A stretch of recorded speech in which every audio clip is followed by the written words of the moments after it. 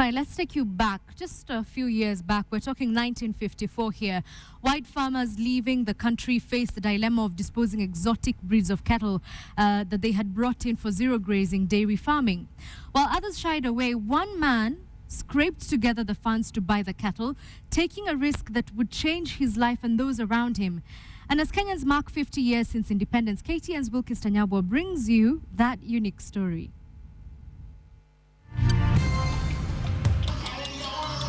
For almost 6 decades, George Ndirangu has begun his day outside this shed with his cattle. His family puts his age at between 96 and 100 years, but despite the inevitable frailty that old age brings, George has stuck to this schedule. It is this that won him his independence as Kenya gained hers. The year was 1939. The colonial master had a firm grip on the country. Up until then, most farmers simply traded the surplus produce for what they needed. Now they needed money to pay the tax imposed by the colonial master. Sisi tulikuwa wakalimu kabisa. Kama sasa huyu nataka oa.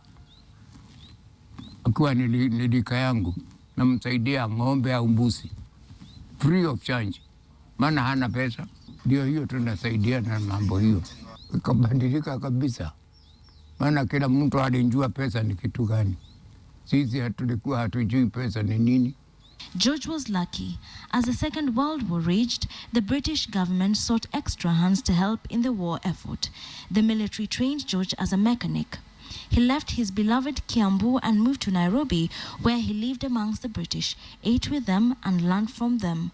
By the 1950s, British nationals were beginning to leave the country to return home. A section of these had been farmers, and they faced the dilemma of just what to do with the exotic breeds of cattle that they had brought in. Tafikiri walileta kutoka kwao. Ng'ombe hizi ile yetu ya hapana hii.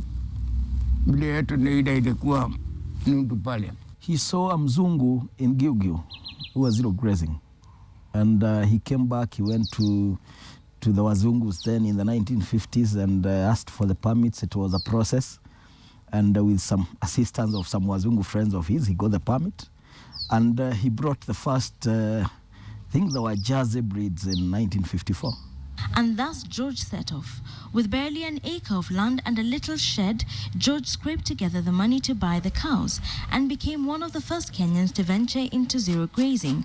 And as more colonialists left, so his herd grew. But as with all things new, there were hurdles to overcome. By 1960, he was very stable, and since then he has never stopped. But between 1950s and coming to 1960s, there were a lot of ups and downs. There was a time he lost nearly all the animals because of outbreaks. But he soldiered on. By 1960, he was home and dry. And as Kenya matured, so did the little venture grow. The changing political landscape and the developing infrastructure meant more farmers were willing to try zero grazing. He would lend a hand to another farmer who showed interest. Njenga Karume had heard what Ndirangu was doing and wanted to venture into zero grazing too. Very many people from as far as Murang'a used to come to him just to learn and to understand how you do the exotic breeds. That was in late 60s and early 70s. Even here, there were very few people who were doing the hybrids. By 1963, Kenya had gained her independence. A section of those who had fought for it then ventured into politics, but not George. He had found his place. It is this attitude that he would pass on to the next generation. His nephew is an independence baby. He grew up on the farm and today manages another branch. These last 5 years, this business has shifted from old hands to young hands. And again, the prices of milk and milk products has really improved. It is now a business. It's not, a hobby for an old man going home for retire. It is a business. The market is huge. Kenyans are also now enjoying milk products, yogurt, butter, ghee, and all this. And I think the market is still very wide. The farm as it is today bears little resemblance to the farm that George started. Technology has found its place here, and 26 cows, all hybrids of the Frisian breed, now graze contentedly in the small space. Similar operations have sprung up across the country, and many more flock to the farm for lessons. The man who sits and watches the world go by takes none of this for granted. This opportunity is what he and others fought for.